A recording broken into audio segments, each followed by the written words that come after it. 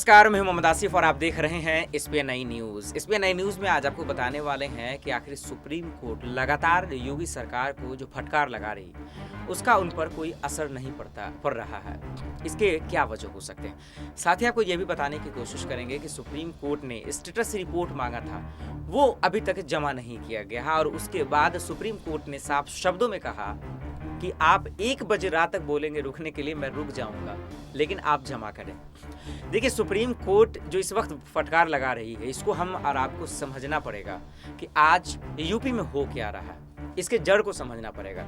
इसके लिए थोड़ा पीछे जाना होगा और तमाम चीज़ों को जब बारीकी से समझेंगे, तब हमें और आप सबको ये एहसास होगा कि सरकार का जो दो नज़रिया है काम करने का, वो आखिर क्यों है। आइए सिलसिलेवार तरीके से समझने की कोशिश करते हैं कि आखिर सुप्रीम कोर्ट ने सबसे पहले योगी सरकार को फटकार क्यों लगाई है। क्या ऐसा पहली बार तो नहीं है, बहुत बार है।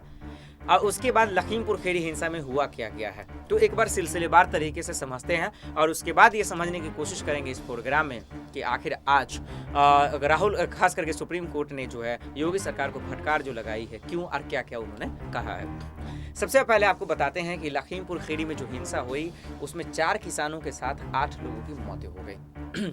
उसके बाद जो है पूरे लखीमपुर में कोहराम मच गया, बवाल मच गया, भूचाल मच गया, तरह तरह के आरोप लगते रहे। भारतीय जनता पार्टी के कई नेता ने कहा कि उसमें उनका कोई भी हाथ नहीं है। उसी दिन डिप्टी सीएम का वहाँ प्रोग्राम भी था और राज्य गृह मंत्री भी वहाँ जाने वाले थे, उनके बेटा भी वहाँ जाने वाले थे। उनकी गाड़ी पकड़ी गई, कार एसयूवी से किसानों को जो है कुचल दिया गया। भारतीय जनता पार्टी के कार्यकर्ता भी उसमें मारे गए। अब सवाल ये है कि आखिर अजय मिश्रा जी, जो उनके बेटा हैं आशीष मिश्रा, अब झूठ कौन बोल रहा था? वहाँ पे कंफ्यूजन लोगों के पास ये था, जो हम वहाँ की जनता है, जो आवाम है, उनके मन में सवाल ये था कि कौन सच्चा कौन झूठा। 1 दिन हो गए, 2 दिन हो गए, 3 दिन हो गए, 4 दिन हो गए, किसी भी आरोपी की गिरफ्तारी न हुई। यही वजह थी कि किसानों का गुस्सा बढ़ता गया, पीड़ित परिवारों का गुस्सा बढ़ता गया, विपक्ष का जो है लगातार हमलावर बनी रही और यही वजह है कि सुप्रीम कोर्ट को खुद संज्ञान लेना पड़ा। यहाँ तक आपको समझ में आ गया कि सुप्रीम कोर्ट की एंट्री कहाँ से हुई, खुद उनको संज्ञान लेना पड़ा। सुप्रीम कोर्ट का संज्ञान लेते ही उन्होंने सुनवाई किया। उन्होंने सबसे पहले पूछा कि स्टेटस रिपोर्ट कहाँ है।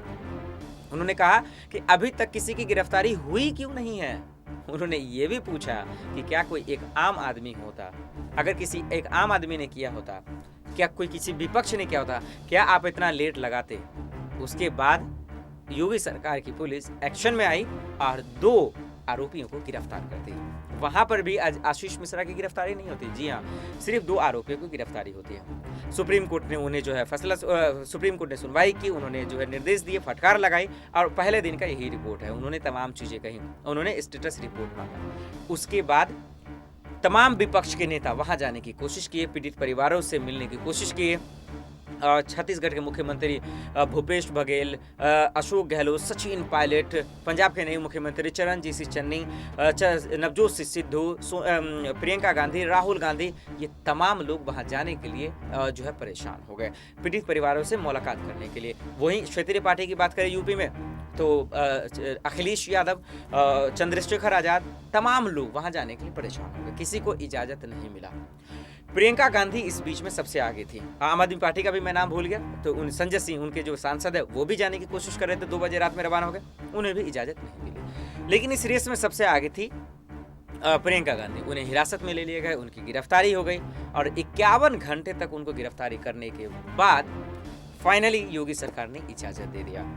प्रियंका गांधी, राहुल गांधी साथ में जाते हैं, पीड़ित परिवारों से मुलाकात करते हैं, उन्हें न्याय देने का आश्वासन देते हैं और कहते हैं कि सब्र रखिए, न्याय जरूर मिलेगा। लोगों के साथ चाय भी पीते हैं और उसके बाद मिलने के बाद बाखूबी वो रवाना हो जाते हैं वहाँ से। फिर उसके बाद बाकी तमाम लोग वहाँ मुलाकात करने जाते हैं। उसके बाद आशीष मिश्रा की गिरफ्तारी होती है। आशीष मिश्रा, जी हाँ, जो गृह राज्य मंत्री अजय मिश्रा के बेटे हैं आशीष मिश्रा, उसकी गिरफ्तारी होती है। 3 दिन के रिमांड पर पुलिस हिरासत में भेजा जाता है, पूछताछ जारी होती है। उसके बाद अभी भी सवाल है जो किसानों का मांग रहा, वो ये कि आखिर अजय मिश्रा की बर्खास्ती यानी उनका इस्तीफा कब होगा। इसके लिए विपक्ष लगातार हमला बढ़ रहा और अभी भी है। प्रियंका गांधी ने एक दिन लखनऊ में धरना दिया, मौन व्रत पे रही कि अजय मिश्रा का बर्खास्ती हो, उनका इस्तीफा हो। और क्यों? अब लोग भारतीय जनता पार्टी की तरफ से कहने लगे कि आशीष मिश्रा जिस पे आरोपी था, एफआईआर दर्ज था, वो तो गिरफ्तार हो गए, तो उनके पिता का क्यों? अब वो इस वजह से क्योंकि जो घटना हुई लखीमपुर खीरी हिंसा में, उससे पहले जो बयान आए थे ना, वो सबसे खतरनाक थे। उनका एक वीडियो जो वायरल हुआ था वो किसानों के खिलाफ था, वो हिंसा को बढ़ावा देने वाला था। यही वजह है कि किसान नाराज थे, गुस्सा थे और उनका इस्तीफा मांग रहे थे, किसान के साथ साथ विपक्ष भी। लेकिन अब तक इस पर कुछ हुआ नहीं है। आज सुप्रीम कोर्ट में सुनवाई होनी थी इसी मामले को लेकर, और फिर वही चीज़ से दोहराया सुप्रीम कोर्ट ने जो पहले दिन सुनवाई की थी। फिर से फटकार लगी योगी सरकार को कि अभी तक आपने स्टेटस रिपोर्ट क्यों नहीं दिया है। योगी सरकार, योगी पुलिस पे कितने बड़े सवाल खड़े हो रहे हैं वो आप अंदाजा इस बात से लगा सकते हैं कि बार बार फटकार मिल रही है योगी सरकार को, फिर भी इनके होश नहीं आ रहे हैं। इससे आप अंदाजा लगा सकते हैं कि एक किसी गरीब के साथ कानून व्यवस्था किस तरह से काम कर रही है, आज जिसके पास राजनीतिक बल है उनके साथ कैसे काम कर रही है। अगर किसी यही गरीब के यहाँ कुछ होता, आपने देखा हाथरस का मामला देखा, गरीब लोग थे, किस तरह से दलित समाज के साथ क्या हुआ, अपराधी खुलेआम घूम रहे थे, डीएम खुद उनका साथ दे रहे थे अपराधियों का। ये हम सबसे छुपा हुआ नहीं है। हरियाणा के करनाल में देखने को मिला किस तरह से एक एसडीएम बजाबते बयान देते हैं हिंसा को बढ़ावा देने वाले, खुलेआम पीटो। ये तमाम चीज़ें हैं, यही वजह है कि सुप्रीम कोर्ट खुद संज्ञान ली और उनको फटकार लगाई है। और आज तो उन्होंने ये भी कह दिया कि 1 बजे तक रुकना पड़े तो रुकेंगे, लेकिन स्टेटस रिपोर्ट चाहिए, जो बहुत बड़ी बात है। और यही वजह है कि देश हिंदुस्तान के लोगों को आखिरी जो उनका उम्मीद होता है वो सुप्रीम कोर्ट है। अब देखना होगा कि यहाँ से अब योगी सरकार क्या एक्शन लेती है। अब देखना ये भी होगा कि योगी सरकार अब क्या करेगी, योगी पुलिस अब किस तरह के जो है हरकंदे अपनाएगी, किस तरह का रास्ता अपनाएगी।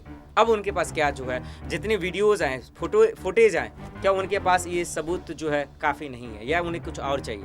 ये तमाम चीज़ें हैं। अब देखना होगा कि आज ये पहली बार नहीं है, ये पहली बार नहीं है लखीमपुर खीरी में जो हिंसा हुआ है, जो योगी पुलिस पे सवाल खड़े किएंगे।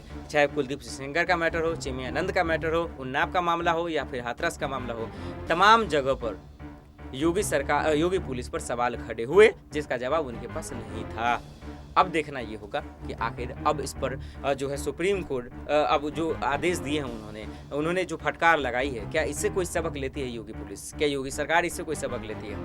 और दूसरी तरफ अगर ध्यान दिया जाए तो यूपी में चुनाव होने वाले हैं, तमाम पार्टियां एड़ी चोटी की ताकत लगा रही है, लेकिन ऐसे वक्त में योगी सरकार को सुप्रीम कोर्ट की तरफ से फटकार लगना उनके लिए परेशानियां और भी बढ़ती जा रही हैं। अब देखना ये भी होगा कि क्या आखिर एक तरफ चुनाव है, भारतीय जनता पार्टी के तमाम दिग्गज स्टार प्रचारक रणनीति बना रहे हैं, तैयारियां कर रहे हैं, और इस बीच में सुप्रीम कोर्ट का फटकार लगना, लखीमपुर में जिस तरह से जांच हो रहे हैं उसको लेकर सवाल खड़े होना, उस पर किसानों का भरोसा नहीं होना, उस पर किसानों का यकीन नहीं होना, ये तो एक चुनौती है। लेकिन साथ ही साथ जो योगी सरकार के लिए कामकाज हुए हैं, जिस तरह से उन्होंने कामकाज किया, जो वहाँ के आवाम जो है सवाल खड़े कर रहे हैं, ये दिन ब दिन योगी सरकार के लिए परेशानियाँ बढ़ा रही हैं। अब देखते हैं क्या आगे होता क्या। फिलहाल के लिए इतना ही, बाकी खबरों के लिए देखते हैं SPN9 न्यूज़।